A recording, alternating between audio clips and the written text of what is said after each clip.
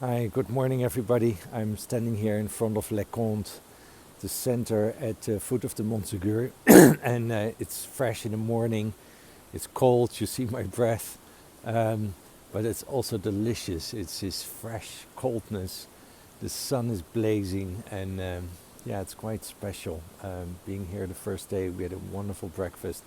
And I recall the last day I was in Scotland with Anne, and we stepped out of the car and we went to a little valley with a river, and the river was very fast, and it came to some rapids.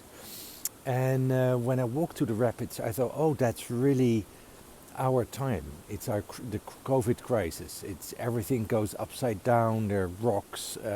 You're bumped into this part and that part, and so it really reflected the time we're living in. But then I thought, how would it be if I go a little bit further down the river to the future? So we walked along the river, and then we saw an old bridge over the river, and strangely enough, the whole river disappeared into a deep downfall, like 20 meters down. You couldn't see it from the part of the river, but we looked on the other side of the bridge, and there we saw the huge deep pit, and down under there was the river going on. And it really gave me a sort of a punch in my stomach of fear. I thought, wow, if the rapids were the current crisis, what is this going to be like? It's really a big downfall. So it brought up a lot of fear, and somehow it might be that we're approaching that moment of downfall. Now, I never like to be a doom prophet, but it is good to be prepared and to know that everything has a reason. Also downfall, also death or illness, that it is something to learn from and to dance with, to accept, to surrender. I've been talking a lot about surrendering this year, because the fighting is not so much helping.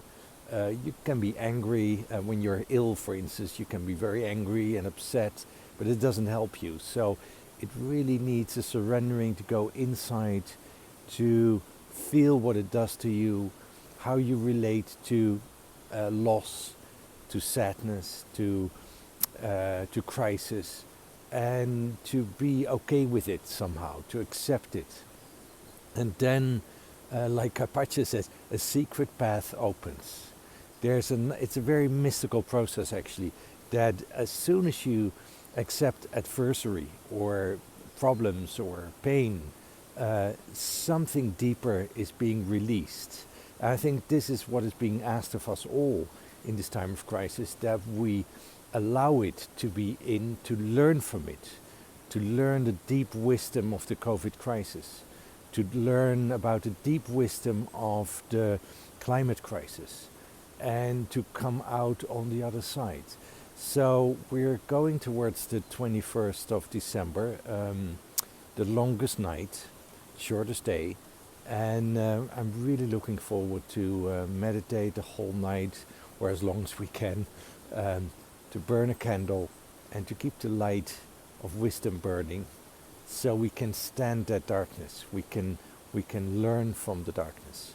So hope to see you on the 21st of December. There will be all kinds of teachers during the afternoon, during the evening, and during the night, that can help you, guide you through it if it's going to be too tough to sit on your own. But yeah, let's do this all together. See you then.